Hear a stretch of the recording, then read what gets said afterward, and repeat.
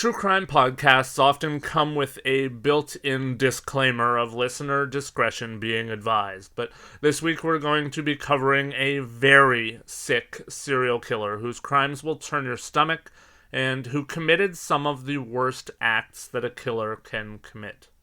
This week's case includes crimes against an infant, necrophilia, dismemberment, and cannibalism, amongst other themes. Listener discretion is certainly advised. This week we dive into the early life, the descent, and the crimes of a man who has many nicknames, including the Dracula Killer, the Vampire of Sacramento, and the Vampire Killer. His descent, in hindsight, is certainly filled with many red flags, and his life was also certainly filled with people who enabled him and lived in denial right to the very end about the fact that he was, indeed, a cold-blooded killer who needed help long before it became too late to help him. Hello, my name is Lance, and with me again this week is Bailey. Welcome to episode 162 of GBNF, The Life and Crimes of Serial Killer Richard Chase.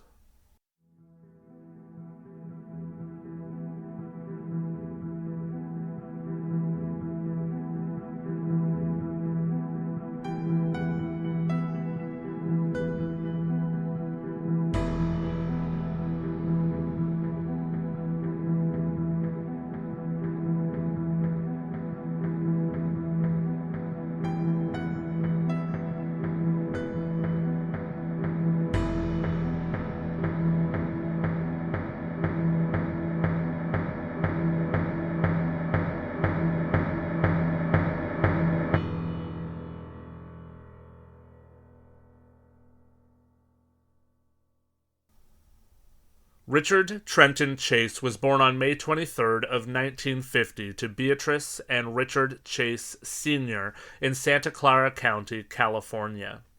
Richard Sr. worked as a computer specialist and Beatrice worked as a teacher. After Richard, they would have one more child, a daughter, named Pamela. It's been well documented that Richard's early life was very difficult as he grew up in a home where his parents often fought and often hurled insults and accusations at one another. Richard would talk later in life about one particular family camping trip that stood out for him, and that was when his family was in Oregon. Beatrice spent the entire trip accusing Richard Sr. of having an affair on the camping trip with another woman that she claimed was hiding in the bushes near their campsite for the entire trip. It's also been alleged that Richard Sr. was physically abusive to Chase from an early age, but Richard Sr., for his part, disputes that because the way that he was raising Chase was not any different than the way that others were raising their children. He said that the physical discipline that he was doing on Chase was normal for that time. By as early as the age of 5, it's said that Chase was showing evidence of all three parts of the McDonald triad, which is a theory that many believe can be used to suggest early development of violent psychopathy. The McDonald triad presents that childhood animal cruelty, fire setting, and bedwetting can all be warning signs for later aggression and violence in adults. There has not been enough research to completely validate or invalidate the McDonald triad, but Richard Chase certainly wound up proving the theory correct. It's said that the internal issues that Chase was struggling with, though, did not seem to affect his early life at all. He was actually quite popular in school and even had over 60 children attend one of his early birthday parties. In his adolescence, though, was when changes started to be seen within Chase. He started to drink heavily, and he started to heavily use marijuana and LSD when he was a young teenager. And during that time, he also found out that he was impotent, so he regarded that he would never have a strong relationship with a woman. In his early teenage years, Chase also started to show strange behaviors, and he started to experience delusions. The first delusion or fantasy that anyone remembers him having was that he was a member of the James Younger gang, the gang that Jesse James was famously a part of in the 19th century. Chase even pasted his photo onto members of the gang and even tried to sell the photos to other people that he knew. Oftentimes during this era of life, Chase's parents would find him sleeping in the family's living room, completely naked, with the heater cranked as high as it would go, and the windows all opened to let the cold air in. Although Chase was starting to struggle immensely with his addictions, he was still described as being popular and clean-cut through high school. In 1965, he also started to date a girl, and even though the two were unable to have sex, they stayed together for the better part of a year and ultimately broke up in 1966. It would be when Chase moved on from high school and into adulthood that he started to change from his well-kept ways and started to seemingly care less about how he looked and spend less time making himself presentable. As he entered adulthood, Chase's mental health spiraled further and further. He ended up moving in with a couple of roommates during this time in adulthood, and ended up making everyone severely uncomfortable to the point of making them move out. In order for the roommates to attempt to honor their side of the lease, they allowed one of their friends to move in along with another individual, resulting in, yet again, them moving out and leaving Chase alone in this apartment. Chase was unable to make the payments for the rent, thus resulting in him ending up back at his parents' house. He became obsessed with the idea that his body was deteriorating. He believed his heart was shrinking, his blood was turning to powder, his stomach was backwards, and bones were growing out of the back of his head. He went as far as to shave his head so he could keep an eye on this medical condition. He was also under the impression that someone stole his pulmonary artery, which is a main artery that delivers blood from the heart to the lungs. Doctors could find nothing wrong with him medically, diagnosing him as a hypochondriac, and since he wasn't getting the relief that he felt he needed from medical professionals, he began seeking methods of relief for his pain by killing small animals and using their blood and body parts as part of his medical remedies. These delusions are probably the foundation of what would later drive all of his gruesome acts. In his early 20s, Chase began abusing alcohol and drugs, which excavated his psychosis. His obsession with blood and its supposed life-giving properties intensified. He believed drinking blood would prevent his body from falling apart. Chase started to develop a trust issue as well and believed his own mother was trying to poison him. He was becoming so paranoid of everything that he didn't trust anyone. His father, in the typical fashion of that generation, was just going to ignore the problem and send it away by buying Chase his own apartment, so his father didn't have to deal with his paranoid behavior anymore. Because, yeah, that's going to solve everything. But obviously it didn't. He essentially lived in that apartment on a rabbit diet. He would, and again, I apologize and want to reiterate the warning from earlier about blood and gore. He would catch rabbits and kill them, disembowel them, drink their blood, and eat the remains raw. He would then take the organs and a Coca-Cola and mix them together in a blender and make himself a little smoothie, which is very nauseating. I just want to pause here to interject that though he did go to the doctor multiple times and multiple different doctors, none of them thought that his obsessive and outlandish claims of vital organs being missing from his body or bones growing out of the back of his head was enough to admit him for a psych evaluation. Not only did it seem like his parents were just as neglectful by buying him an apartment and just turning a blind eye to his erratic behaviors as a child and now as an adult, but again, those doctors dismissed him like nothing. It's really crazy, isn't it? I mean, I kind of do like to present almost the origin story when I cover serial killers on the case. This is a case where people literally just turned him away. It was almost as though on some level, maybe not all the way, he knew something was wrong with him. He went to the doctor. He knew that he was probably going crazy, but nobody seemed to want to help him. And then anytime that he started to get help, his mother especially, but his father as well, would step in and just kind of, here, have an apartment, go live by yourself, turn a blind eye to everything. It's almost sad, but it gets so scary that it's, can I be sad? I'm just completely and utterly shocked that there's so many people out there that ran into this individual and saw all these different kinds of erratic behaviors and never thought, I feel like someone should check this out. I mean, we live in this day and age, right, where it's like we're more acutely aware of mental health, which I understand. I'll have a thought, I just want to run away from my life, and I think like, oh man, something's wrong with me. And yet, here's this guy, chasing, killing, eating rabbits, drinking blood of animals, thinking that there's bones growing out of his skull, like thinking all these things that are well beyond what I would consider my crazy thoughts. And everyone was like, nah, bro, you're okay. Well, we're also talking about a time where not only was LSD and weed and other hallucinant drugs running rampant and very easily accessible, but we're also talking about a time period where people didn't actually fully believe in mental health just yet. And it's like, oh, yeah, that's just crazy Barb over there. She likes to bark at the posts. We just leave her alone. And now we're out here like prescribing Xanax to our dogs. Yeah, it's very true. But it's just like, yeah, I mean, you're right. At the base of it, it's like mental health wasn't even really recognized in the way it is now. But there's something wrong with this guy. There's a lot wrong with this guy. Yeah, you're not wrong. Thankfully, though, at some point, someone did start to realize that something was wrong with Chase. In December of 1973, he would go himself to the American River Hospital and check himself in at the emergency room, and he did wind up spending 2 days in a psych ward there.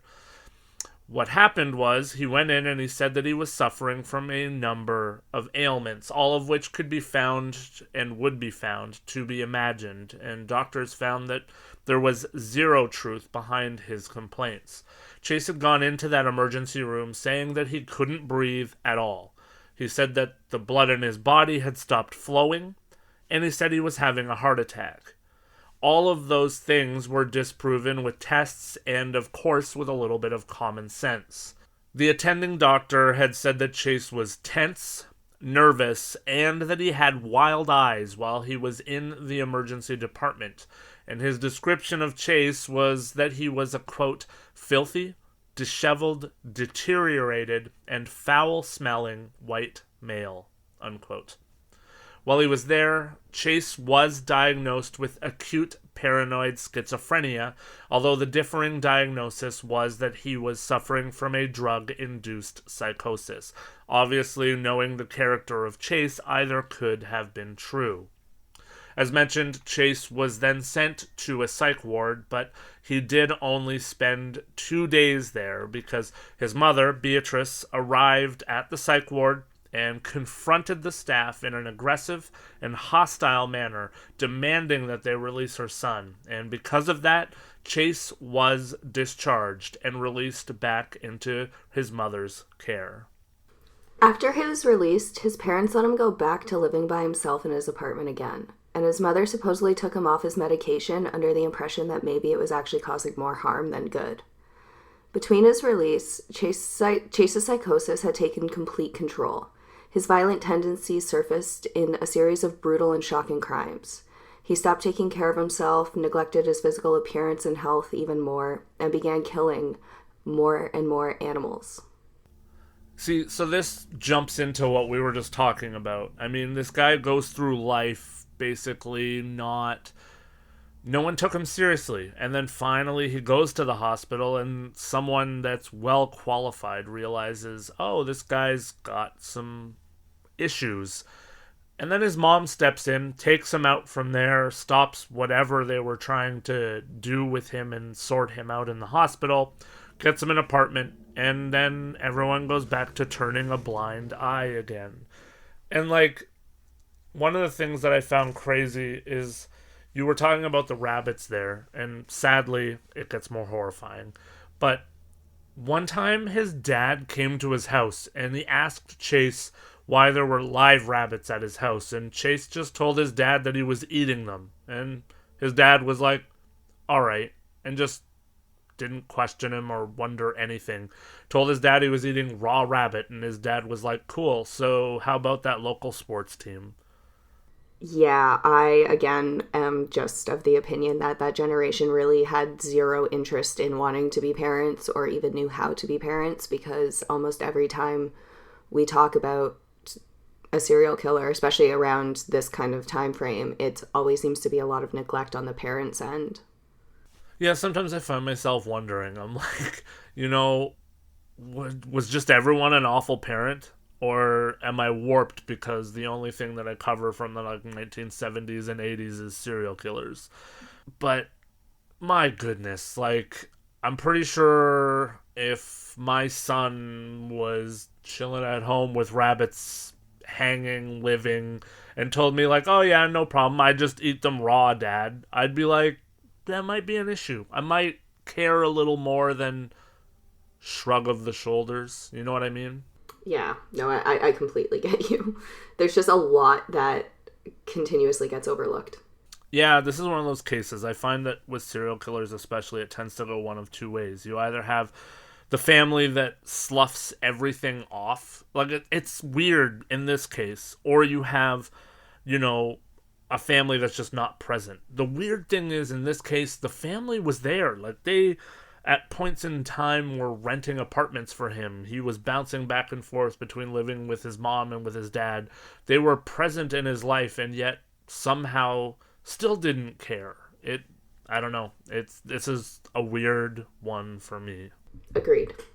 In 1975, Chase would be committed, this time to a mental institution, and against his will, when, again, he found himself in the emergency room at American River Hospital.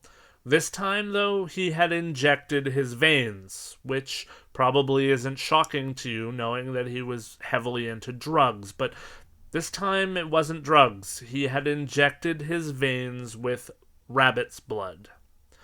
His father had found Chase at his apartment, and he was throwing up, and he said that Chase was almost unable to move. When he was in the emergency room, Chase told the staff that he had eaten a rabbit, but that the rabbit had battery acid in its stomach. And again, Chase was diagnosed as mentally ill, and he was transferred, as I said, this time to American River's psychiatric health facility, where Chase would complain of heart weakness and also told doctors that his entire body was falling apart. From there, he was transferred to Beverly Manor Psychiatric Hospital, where he was given the nickname of Dracula because, as we saw, he did eat raw rabbits and drink blood and inject himself with blood. So now, while he was in the psych hospital, people watched him catch birds through the window of his room, break their necks, and drink the blood. He also was caught taking blood from therapy dogs, using syringes that he had stolen from the hospital. Clearly not learning anything from the injection of rabbit's blood.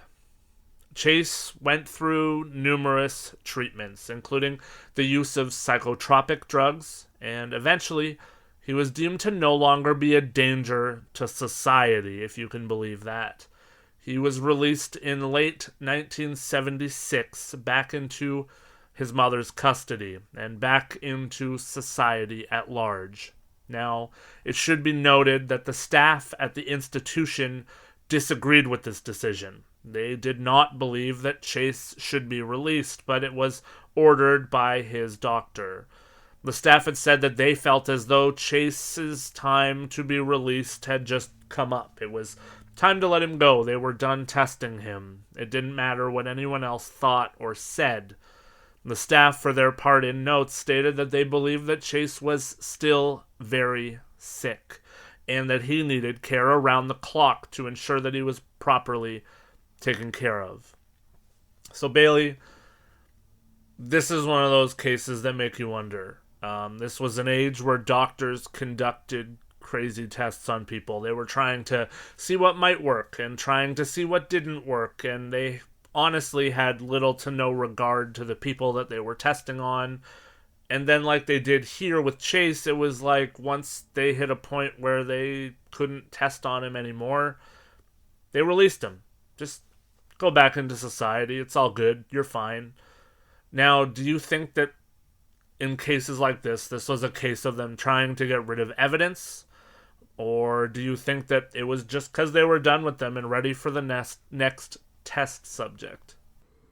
They were clearly just done with him and wanting to move on to the next test subject, because I'm sorry, but like, why would they let him around animals after the bird incident, Lance?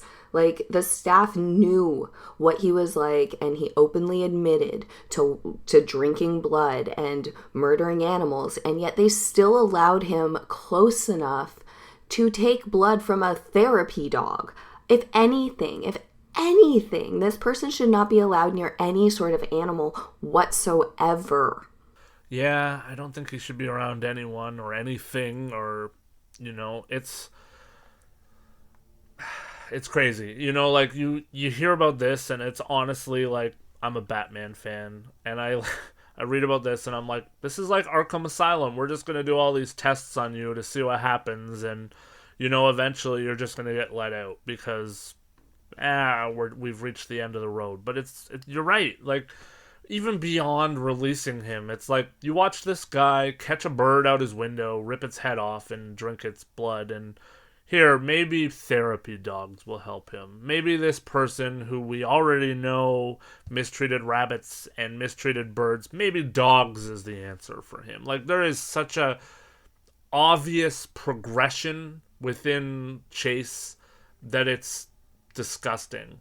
And then, so yeah, I don't understand allowing him near a therapy dog. And then for a doctor to just be like, here's my signature, he's not a risk to society anymore. He is! He so obviously is. But not just that, the doctor completely dismissed all of the staff that said straight up, this guy's not ready to get out there. And the doctor's like, I'm the doctor. I know better. Yeah, like, you talk about alternative diagnoses, like early on they said he might be crazy or he could be just tripping balls. Cool, I get that. This is insane. You've got everyone that lives in this psych hospital with him going, no, he is not safe. He needs to be watched around the clock. And then the doctor's just like, nah, he's good. Let him go. And we're about to see the majority was obviously correct. It is completely mind-boggling to see how the staff members were completely dismissed about this, and like, the doctor just let this person out into the custody, even of his separated parents, so there wasn't even a stable thing for him to return to. But anyways, before I go on a huge tangent about that, I will get back into after he was released. After he was released from his involuntary institutionalization, his parents put him up in yet another apartment to live by himself again. Between his release in 1976 and 1977, his psychoses had yet again taken complete and utter control of him, and his violent tendencies yet again surfaced and escalated yet again. He began actually kidnapping his neighbors' pets, kidnapping all of the stray animals in the neighborhood, murdering them, disemboweling them, drinking their blood. He even went as far as to call one of his neighbors that one of the cats that he just disemboweled belonged to, and told him what he just did. It even went as far as his own mother witnessing him mutilating a cat, rubbing the blood on his face, and throwing the body down on the floor. And all she did was close the door as if nothing happened and never reported it to anyone. What? Around this time, too, he also developed an obsession for guns, going on to purchase several handguns and a .22 caliber rifle and practicing obsessively. Also developing obsessions with serial killers, including the Hillside Stranglers, and UFOs. Now, Chase's first run-in with the police is a story for both officers that they probably would never believe in their lives that they would have to tell. In August of 1977, in Pyramid Lake, Nevada, on an Indian reservation, some local police officers came across a vehicle stuck in the sand that was abandoned. And when they went to investigate this abandoned vehicle, they discovered a gruesome and shocking scene. There was blood stains everywhere inside this vehicle, with the rifle leaned up against the front seats. There was a bucket full of blood and some sort of organ inside of it. The police immediately thought that this was a homicide, and they started searching the nearby area for any sort of evidence. This is where they shockingly discovered a naked Chase perched up on the rocks, about a mile away, covered in blood. And when Chase spotted them, he fled into the nearby woods. They chased him, and thankfully police apprehended him and brought him into custody. And during the questioning and interviewing, Chase denied that it was blood. And then he said, "No, the blood that covers me and the car is mine, and it's seeping from me. And it's all my own." The blood and organ, which turned out to be a liver, was actually tested, and it came back to say that it belonged to a cow. The police ended up deriving that Chase had used his rifle to shoot the cow, and they released him. They didn't think this was something worth prosecuting him over. Come again? And they never considered a psych evaluation either after experiencing this. Again, why? Wait. Why? Yeah. Bailey, this stuff's not normal to you? No. No. Oh.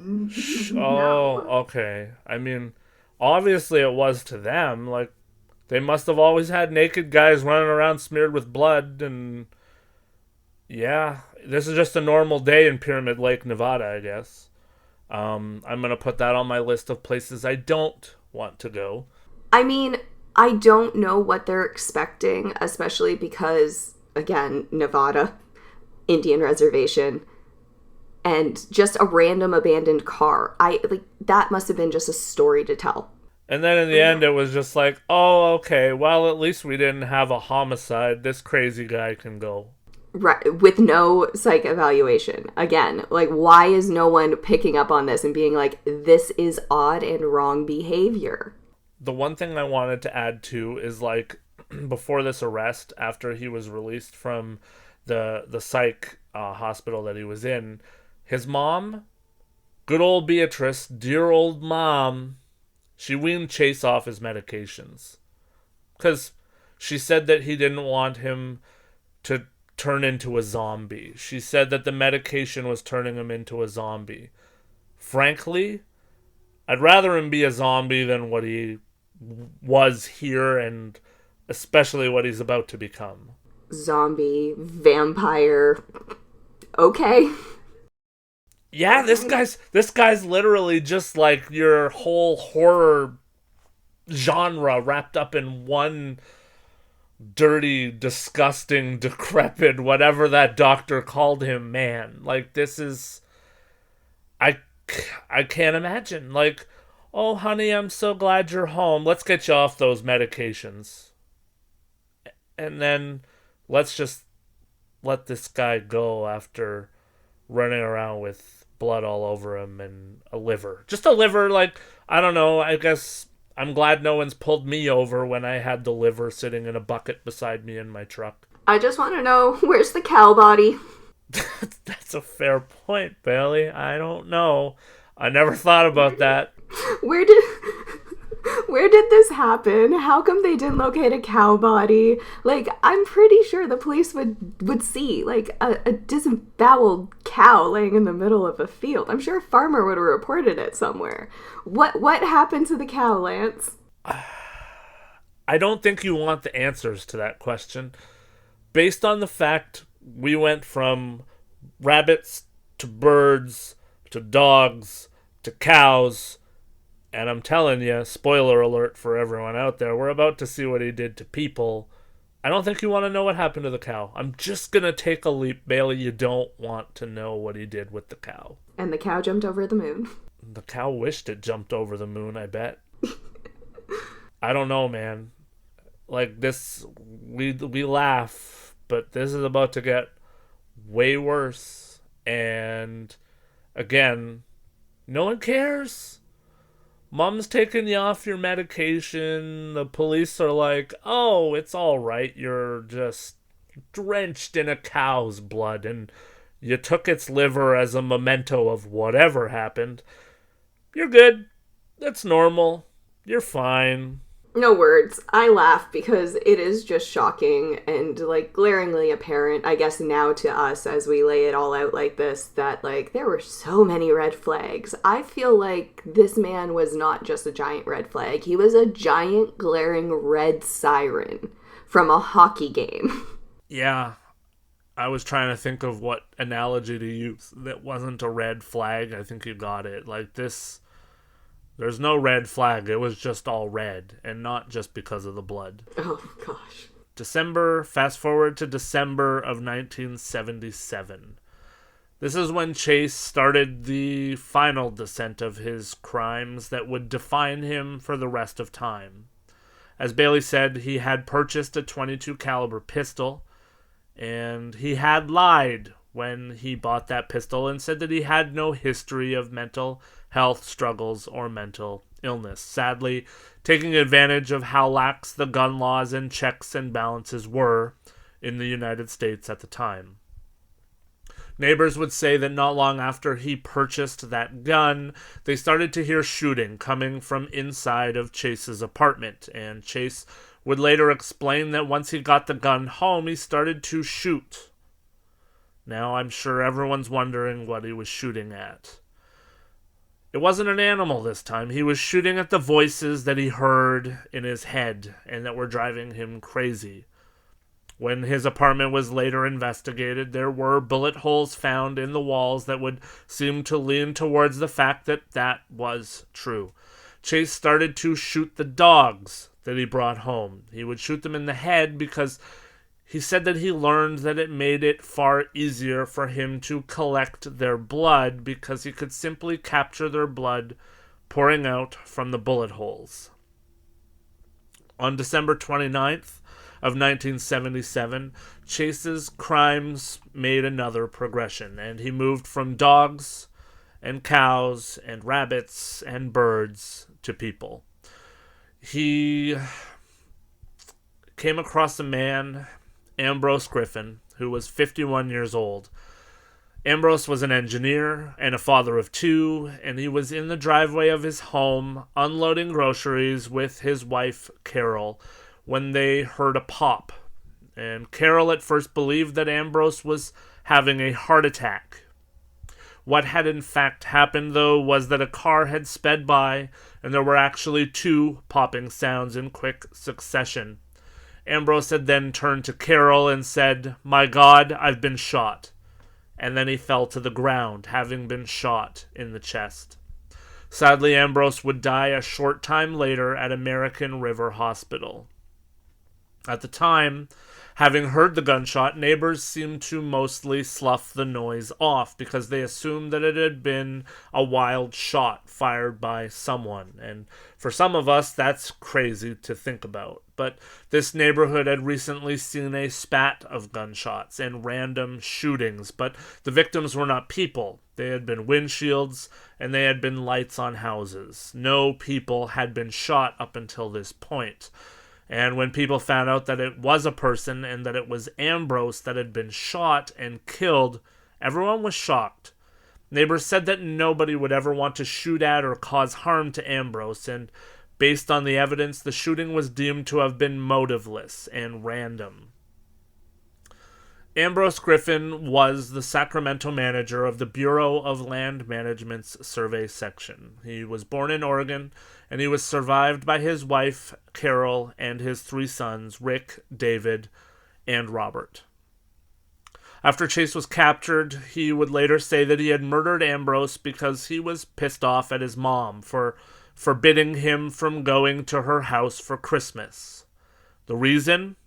There's a lot of them, but the reason was that his mother and his sister were finally realizing something was wrong with Chase after all of this, and his sister, Pamela, especially said she was terrified of him. The main thing that had changed for her and slightly for her mom was something that Bailey mentioned earlier. Just days before Christmas, Chase had ripped a cat apart in front of his mother and smeared its blood all over his body. I think it's pretty safe to say, Bailey, that you wouldn't be letting someone like that into your house either. I mean, my reaction would probably be the same as hers, just close the door silently, because I'm not sure what his next move is, but my next move would be calling the cops or calling someone and being like, "Hi, there's a problem." Yeah, there's a few problems. As a general cat lover, I don't know how I would react to something like this. I don't want to think about it. But yeah, still, Chase continued to live on unencumbered, and the tragedies that he was going to cause had only just begun. Before he got to worse crimes, he had other attempts. 2 weeks after the murder of Ambrose, Chase had tried to enter the home of another woman, but when he attempted to get into her house, he found that the door was locked, and he walked away. So later, Chase actually said that when he came across a locked door, he just took it as a sign that he was not welcome to enter the home. And conversely, he said when he found an unlocked door, he felt that that was an invitation for him to enter. On another occasion, he was chased off by a couple who returned to their house as he was inside, ransacking it. The couple also discovered that while inside of their home, Chase had urinated and defecated on their baby's bedding and their baby's clothing. So, yeah, I'm going to lock my door from now on, just in case. I will say I don't always lock it, but I think I will from now on. Just hopefully if someone decides they want to break into my house, they'll be like Chase and be like, oh, this one's not for me. Yeah, I always sleep with my doors locked because I don't trust anyone. Oh yeah, I'm not talking about when I'm sleeping. Don't worry. I do a true crime podcast and I call bad people bad names sometimes. When I'm sleeping, my door is locked. My door is locked usually 24/7, so I'm pretty good. And yeah, I've been made fun of before for sleeping with I think it was a tomahawk one time when I had to sleep completely alone in my house. Yeah, that'll work. I think it's also important to note that during this entire time of him still terrorizing the neighborhood and sulking around backyards and breaking into homes, he was still killing animals and actively drinking their blood. And like you mentioned, he was killing these animals in his apartment. So it's very strange to think that no one was hearing those noises and not making any complaints. I'm sure a few phone calls would have probably made this case end right here and now. But unfortunately, all these little practice runs of him breaking in and out of houses and being able to get into houses and just stand there would ultimately lead to his very first hands-on murder. In January of 1978, Chase entered the home of Teresa Whalen, a 22-year-old pregnant woman. What he did next defies comprehension. After shooting Teresa 3 times, he mutilated her body, opening up her chest cavity, playing Jenga, essentially, with her organs, removing them, moving them around, and then drinking her blood from a yogurt container that he fished out of the trash nearby. This was no longer about simple murder at this point. This was a horrifying act of delusion-driven ritual. He collected Teresa's blood in the bathtub and bathed in it. After his bloodbath, he went into the yard collecting dog feces and shoved it into Teresa's mouth, which shows a complete and utter disregard for her. During the autopsy of Teresa, it came out that he had sex with the body, so now you can add necrophilia to the long list of things that this man is. And it seemed that he finally found the thing that would, quote, help him, because finally he was no longer impotent. So I do want to add on to that Teresa's body was found by her husband, who was at work at the time that she was murdered. When he came home, he saw a glimpse of her corpse and the absolute mess. And he ran from the house screaming and called his parents to come to the house, hoping that they wouldn't look inside, which they ultimately did. When police arrived on the scene, detectives said it was the most horrific homicide scene that they had ever seen. Chase would later say that after he committed this murder on Teresa, he spent the rest of that day at home watching television. And in the days that followed, he spoke with his mom as though nothing had happened. Teresa was remembered by her husband David and her friends, who said that she was overly excited to become a mom because, as Bailey said, she was pregnant. And Teresa is remembered as someone who had never hurt a fly. So, just 4 days later, 4 short days after Teresa's murder, and after the most horrific homicide scene that investigators had ever seen, I am going to guess that that was beat by what was going to happen. Chase ramped up his murderous spree in a significant way in terms of what he did and the number of people that he attacked, and the heinousness and the disregard for human life that he clearly already had displayed. Chase entered the home of a 38-year-old single mother named Evelyn Maroth, and he went on a complete rampage, killing everyone that he found inside of the house. Chase said after his arrest that he was only semi-conscious when he entered the home and committed everything that he did, and so it's been deemed that the exact sequence of events cannot be completely confirmed, since Chase obviously is the only person that knows what happened once he entered the home, and well, as we know, his word is not reliable. It's believed that near the door, Chase came across a man named Dan Meredith, who was a friend of Evelyn's. Chase shot Dan twice in the head, and also shot Evelyn in the head. As he moved through the house, he also shot and killed Evelyn's 6-year-old son, Jason, and her 22-month-old nephew, David Ferreira, who was also inside of the home. It's believed that after all 4 murders had been committed, that Chase returned to Evelyn, and he mutilated her with a knife, and then committed necrophilia and cannibalism on her body. As he had done in the previous incident with Teresa, he cut Evelyn open and then cut open her organs.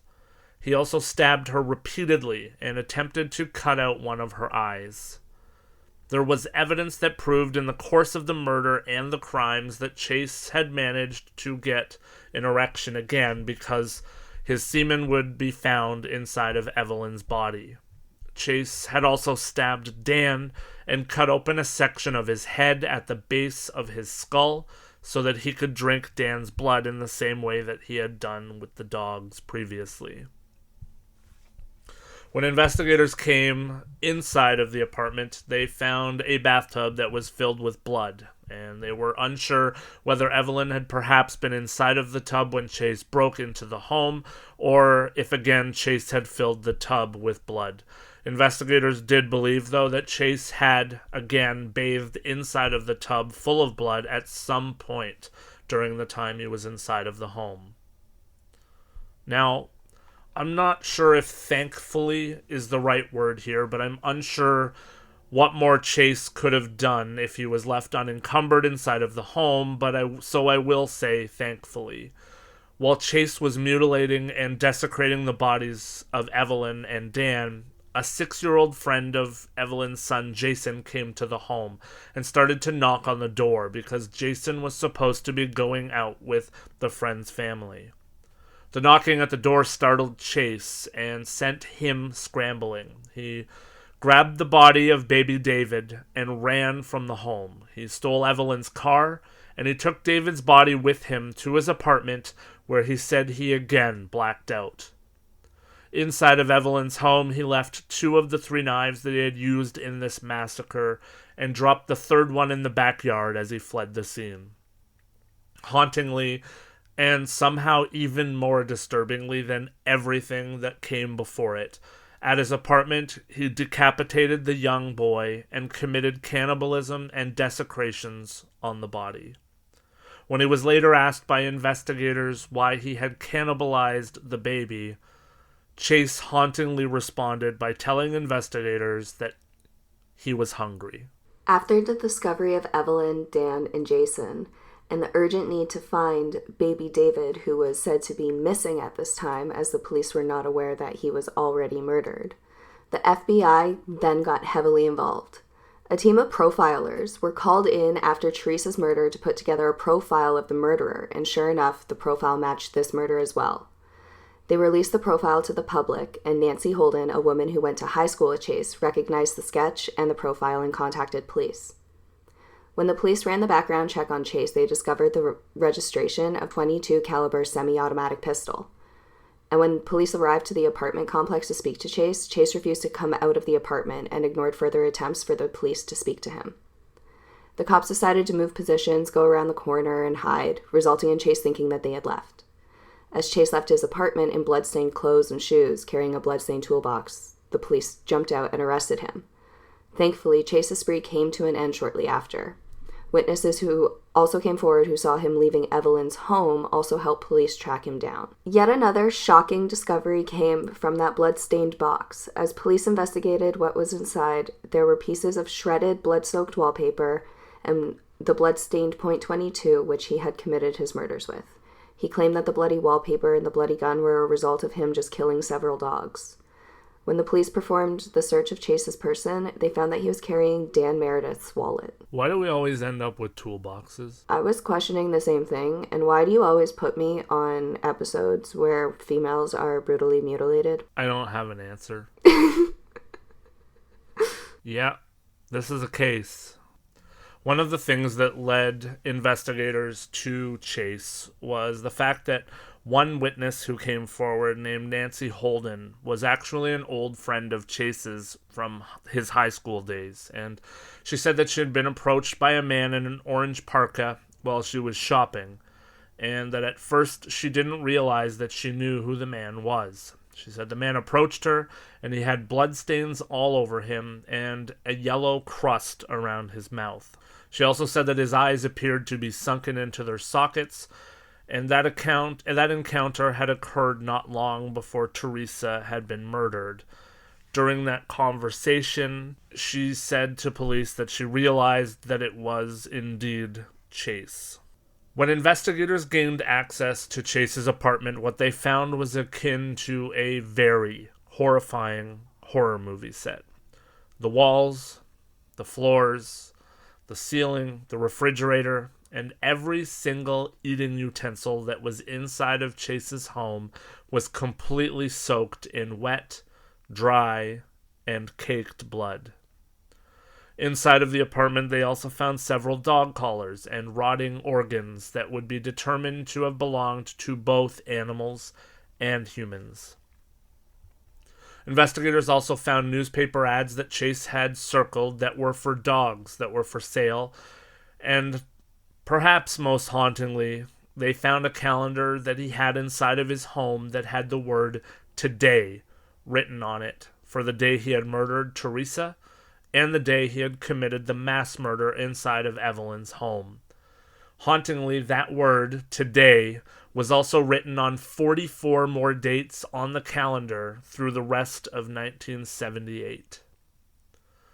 Detective Wayne Irie would say in an interview that he had thought about shooting Chase on the day of the arrest, knowing everything that Chase had done, but that after mulling the thought over for a moment in his mind, he realized that he was not like Chase. He would say, quote, "That's when I found out I'm not like him. Even though it would have been a good shooting, it would have been a justified shooting. I couldn't kill him, and I would have been justified in doing it. Because the average person, cops included, are not like these people. He's a cold-blooded killer, and we aren't," unquote. Once police had Chase in custody, he was not cooperative at all. Chase would say that he had only killed some dogs, and he said that he hadn't killed any people. And in fact, he said he had been framed by, quote, "the Italians." He said that the murders had actually been committed by a blonde man who had been wearing an orange jacket, and not by him. He also told them that someone had been entering his apartment and coming and going at will. He also said that he had seen lights in the sky that may have been UFOs, and that he had been beaten up by Italian gangs because he was Jewish, which he wasn't.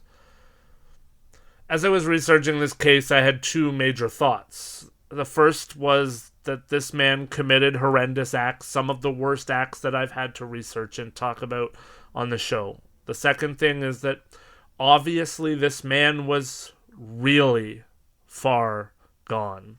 This man seemingly believed every far-fetched theory that he said, and also expected that others would believe it also. His sense of reality was completely shattered, and so many people paid with their lives because psychiatric hospitals let him loose, and his mother seemingly took him off of his medications so that he wouldn't be a zombie. Well, Ultimately, he did become an even worse kind of monster. In 1979, Chase was tried for 6 counts of murder. To avoid the death penalty, his defense argued that he was not guilty by reasons of insanity and attempted to change the charge to second-degree murder. This would be entirely contingent on the jury believing that he had a history of mental illness, which he did, and that there was lack of planning on his end, which he didn't, because Chase openly admitted to multiple people and even on the stand to drinking the blood of animals and his victims, and basically admitting that he fully understood and could comprehend his actions. The jury ultimately rejected his plea of insanity. A change of venue was requested given the local notoriety of the case, and the trial was moved 120 miles south to St. Clara County. But by the time this was all over, a dozen psychiatrists did end up examining Chase, and to one of them he did admit that he was slightly disturbed about his victims and was slightly worried that they might come for him from the dead. There was no evidence of his admission and that he had ever felt compelled. He simply thought the blood was just therapeutic, and that was enough. One psychiatrist found him to be an antisocial person, not schizophrenic. His thought process was not to be disputed, and he was aware of what he had done, and that was wrong. When the trial began, the prosecutors emphasized throughout the trial that he had a choice, and he mentioned several times that he had brought rubber gloves with him to the victims. If that doesn't show premeditation, I don't know what does.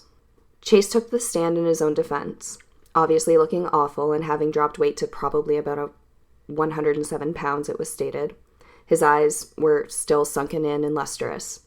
He claimed to have been semi-conscious during the Wallen murder, and he described in detail the way that he had been mistreated much of his life. He admitted to drinking Wallen's blood, but didn't recall much of the second series of murders. Knew that he did shoot the baby in the head, though, and did decapitate it, leaving it in a bucket in the hopes of getting more of its blood. He thought the baby was something else. He didn't elaborate, though, on the stands. He thought his problem was stemming maybe from his inability to have sex with girls as a teenager, and said that he was really sorry for the killings on the stand. After the defense asked for a verdict of second-degree murder to spare Chase the death penalty, since clearly he was claiming he was insane, it was argued that he was a sexual sadist and a monster who knew what he was doing and would not be able to be salvaged.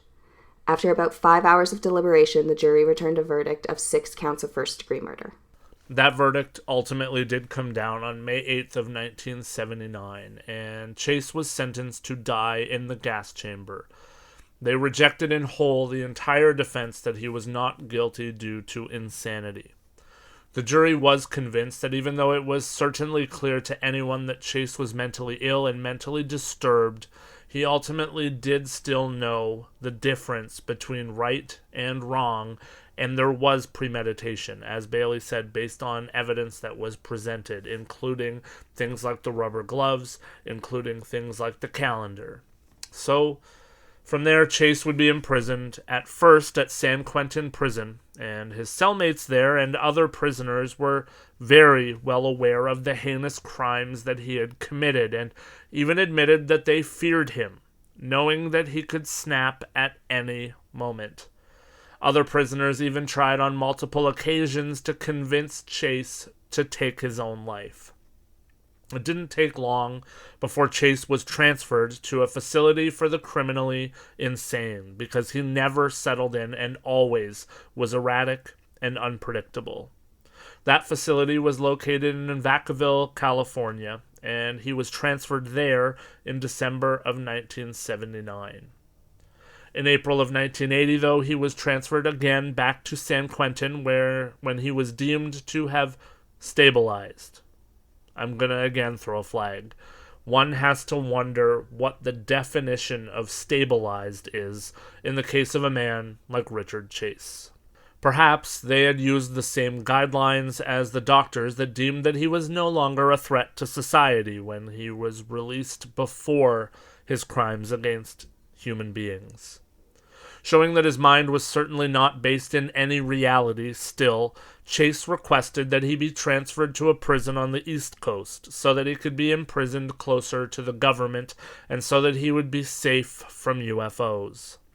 Chase also wrote in documents that he blamed the murders on UFOs, the CIA, the Mafia, and strangely, airline disasters.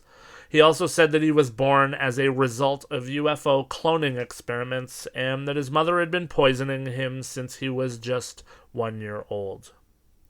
I'm certainly not one to wish death on anyone, but 11:05 a.m. on December 26th of 1980, almost 3 years to the day from the murder of Ambrose, Chase was found dead in his prison cell at San Quentin. The autopsy would show that he had died from an overdose of Sinequan, a drug that he was prescribed to help treat depression and hallucinations. Chase had taken 36 times the normal dose of the drug because he had been hoarding the drugs in his cell, unknown to prison officials. And thus, we reached the end of a case that was a case, Bailey. Do you have anything that you want to say at the end of this one? I just need to know, like, at what point do we consider psych evaluations to be important? Yeah, I mean, it's like you said earlier, I think that as a society, on some level, we were unaware, but obviously there were psychiatric hospitals at the time, so obviously there was awareness. I think what struck me in this case is I cover modern cases where parents, we did it with the school shootings, where parents believe that their kid's all right and that they shouldn't be disciplined and they shouldn't be medicated and they shouldn't be whatever. And I guess even though we like to point at woke society, it looks like it might be as old as time itself. I mean, here we are in the 1960s and 70s, and this family basically seemed to hold to those same beliefs. Their kid could do no wrong, their kid shouldn't be medicated, and here we go. Here we are, and we end up at the same place. So there was some level of psych evaluations done here, but I think at some point you do have to point a finger at the parents. You do have to point a finger at the doctors. There's so many places to point the finger. Obviously, the main one pointed at Richard Chase himself, but how many of these people need to fall through the system? And yet, where's the first place that we cut government funding from? Mental health initiatives. But also the thing that gets me is one of his first interactions was, yeah, I'm crazy. And they're like, oh, he might just actually be tripping balls. And it's like, with that time, everyone was doing LSD and hallucinogens. Don't you think that, like, there would be a rampant number of serial killers if LSD was actually a contributing factor? Or far less rabbits and birds and dogs and cows.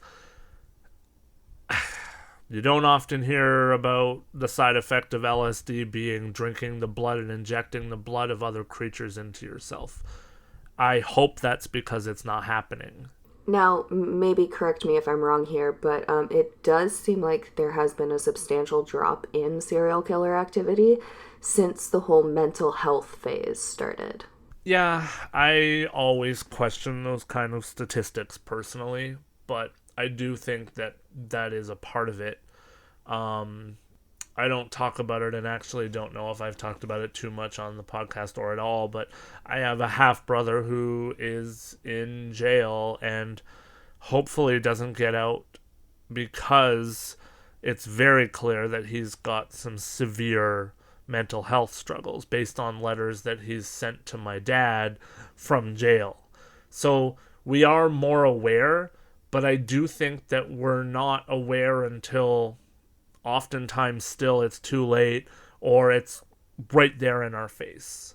I wonder myself, thinking back on this case, if someone went to the hospital emergency room and said these crazy things. I've spent some time in an emergency room in the last 3 years for my own things, and I've seen people saying crazy things. Maybe not to the level of the blood's not moving in my body and I can't breathe yet I'm still speaking. But I do have to wonder, in today's day and age where someone goes in an emergency room and the main goal is to get them back out of the emergency room, are we that far from this? What does it take to get someone the proper care, the proper evaluations?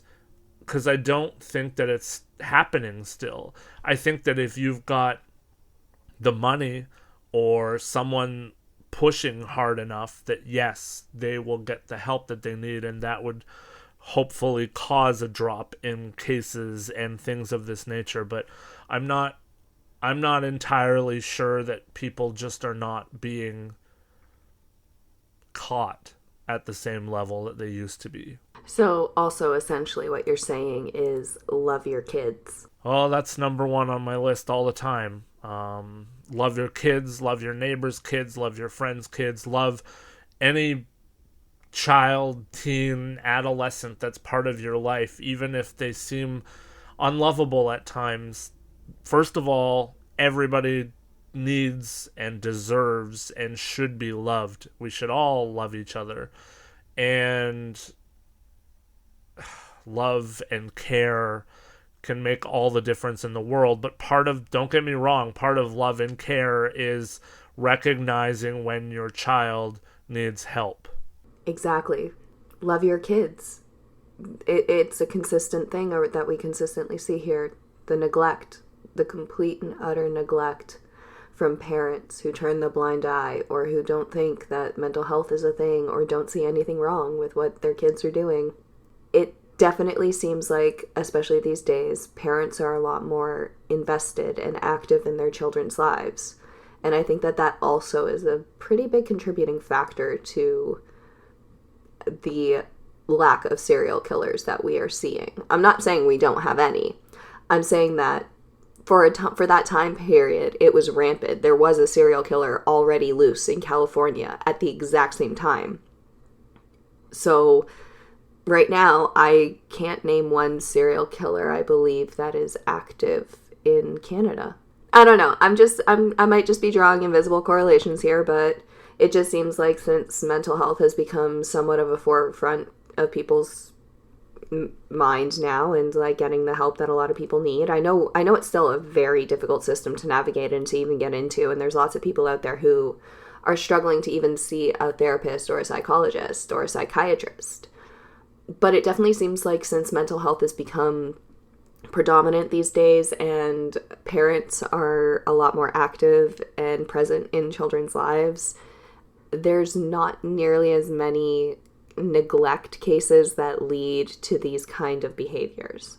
I think I'll throw a flag for the sake of discussion.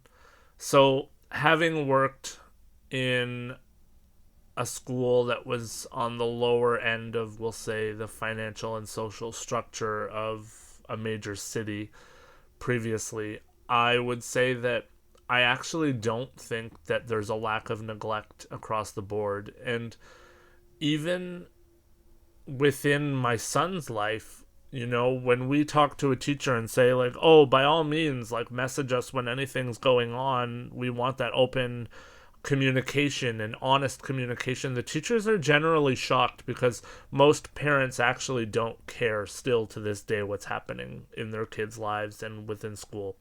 I say most, I guess that's a generalization, but based on the information that I'm handed and I've seen firsthand, I think that parents, maybe they care more, but we live in a society now that's shifted towards being double parents working full-time. Even myself, I grew up in a home where my mom worked from home, but she was available at all times of the day. Now, like, thankfully, for example, Julie and I both work full-time jobs during the day and we're present in the evening, but lots of children are growing up without both or even one parent home all the time.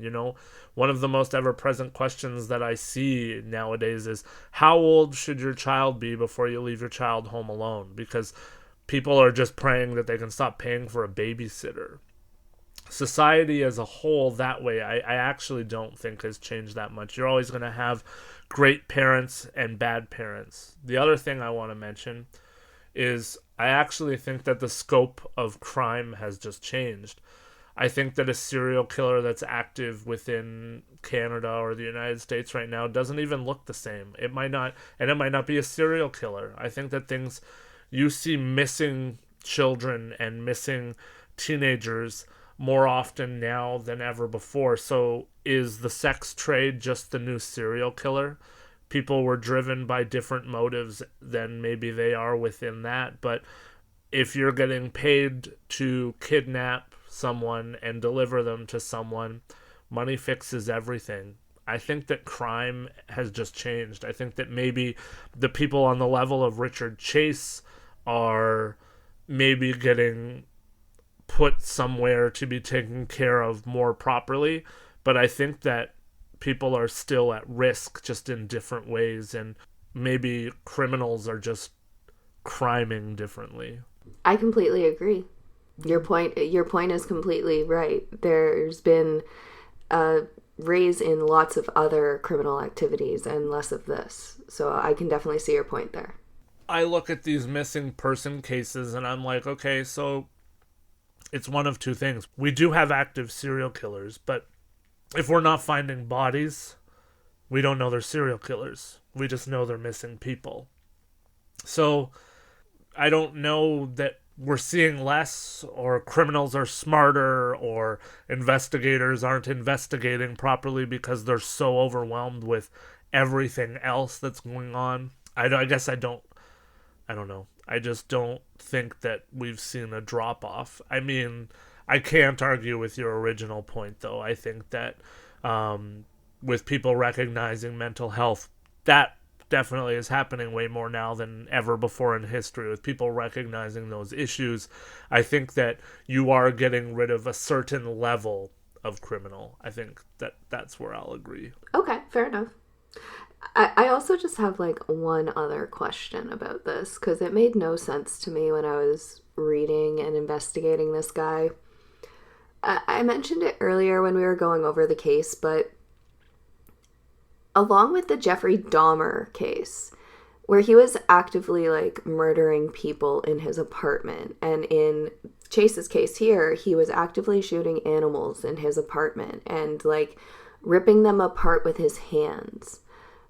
In both cases, like, there weren't very many noise complaints. And I'm kind of wondering, how did the neighbors, first of all, not make a noise complaint when they heard all these animals suffering?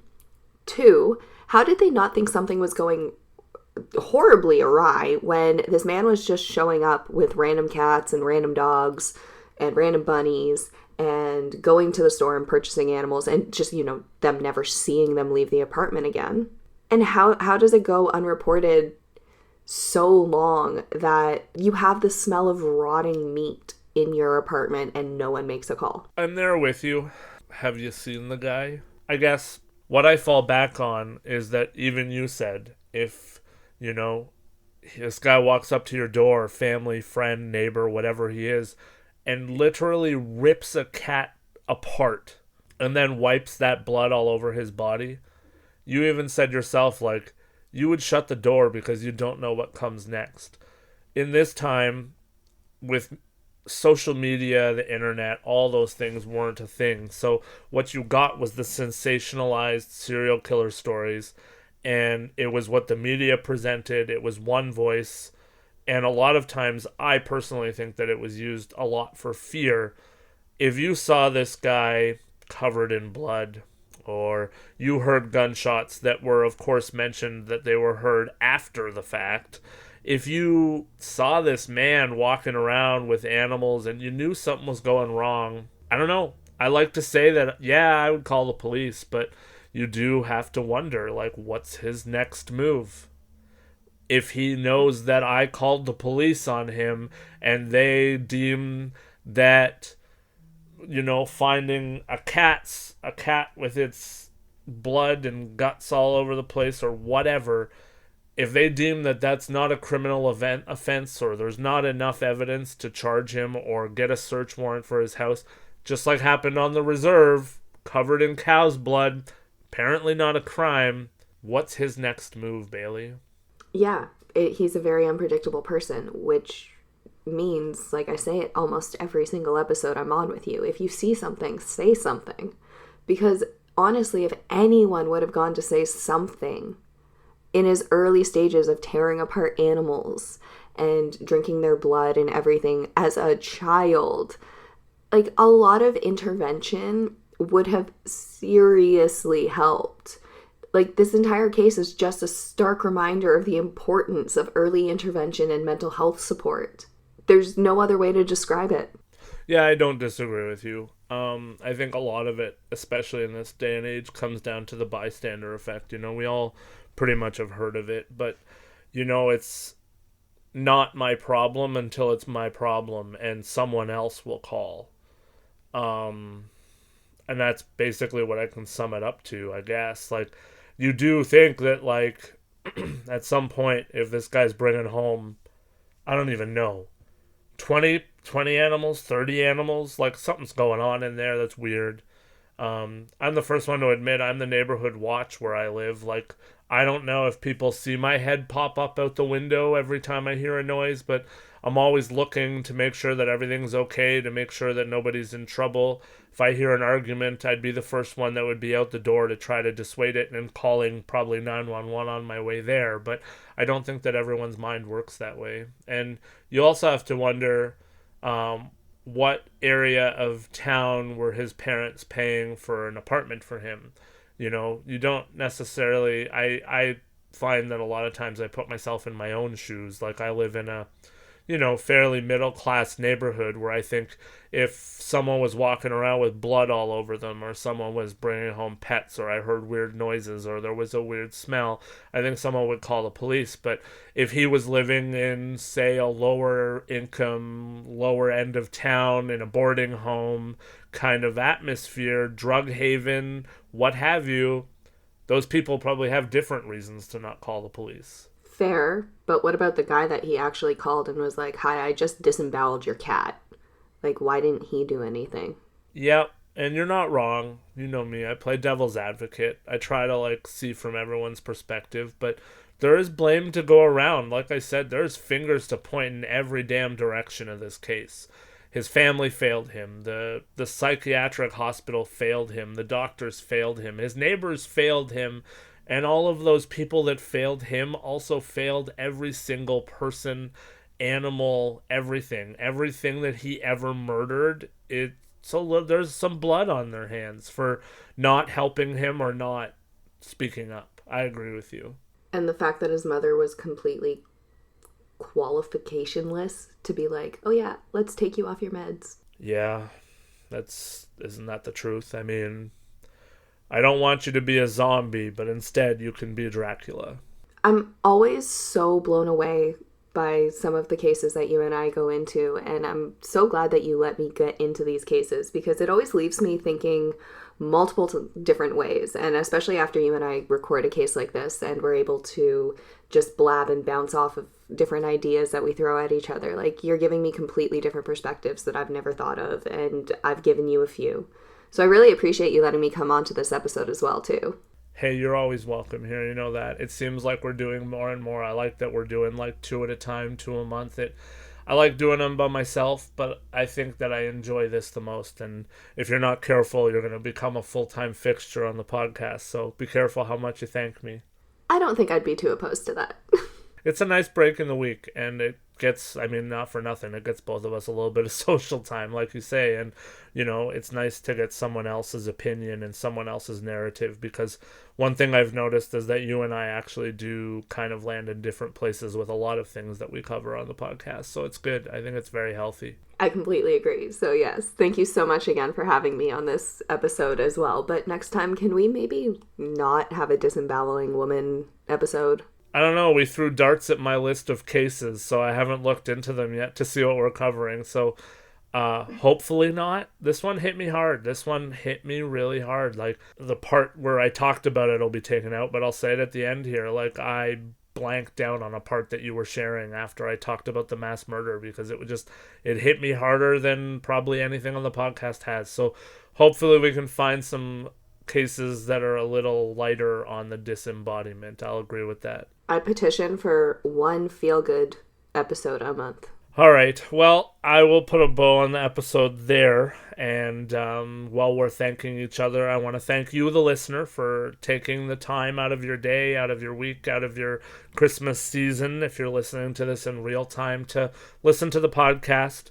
Please jump online and let us know what you think of my thoughts, what you think of Bailey's thoughts, what your thoughts are on the case. We're always willing and hopeful to hear other people's opinions as well, because I do think that if we talked more and people were more free to share what they feel, the world would be a better place. I honestly believe that. So jump on any social media. Things have slightly changed, as I mentioned on the past episode. Things are not gone but never forgotten. Just look up GBNF Podcast or GBNF True Crime, and you'll find everything you're looking for. If you do want to support the show, which is greatly appreciated, I'm going to be working to revamp the Patreon page, which you can find at patreon.com/GBNF True Crime.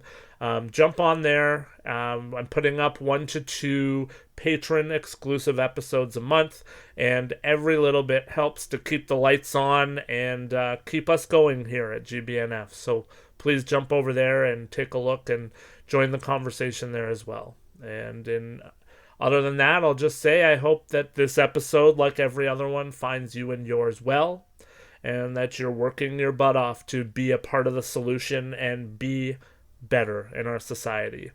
Thank you again for listening, and we'll see you again next week.